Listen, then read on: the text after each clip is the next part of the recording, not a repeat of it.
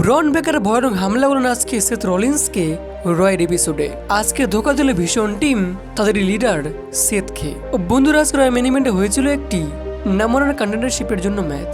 যে জিতবে সে ফেস করবে সেথকে পরবর্তীকালে ওয়ার্ল্ড চ্যাম্পিয়নশিপের জন্য।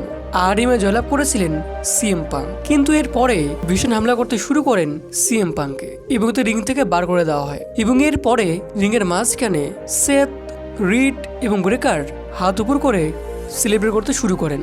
কিন্তু এবার কি যে হয়ে যায়, ব্রেকার হঠাৎ করে পিছনে চলে যায় এবং তখন একটি ভয়ানক স্পিয়ার মানে আচমকাই সেথকে।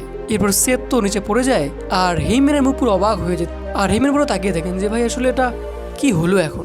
এবং এরপরে রিডও অবাক হয়ে যায়।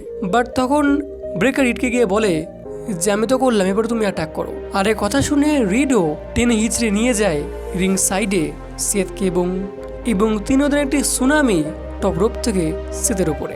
এবং এরপরে হিমেন বলছিল যে ভাই থামো থামো আর হামলা করো না, কিন্তু এখানে কলার ধরেন আমাদের ব্রেকার হেইম্যানের এবং তিনি বলেন চুপ করে থাকো এবং আমি যা বলছি তাই করো।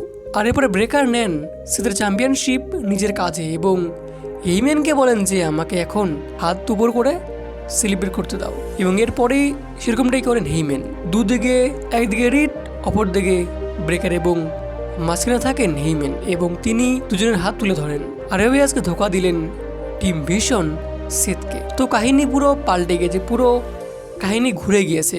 গতকাল রোমানের হার আর আজকে এই ভয়ানক হামলা সেথের ওপরে। কি জানি কি হবে পরবর্তীকালে, বাট যা হবে এটা অনেক বেশি ইন্টারেস্টিং হয়ে গিয়েছে।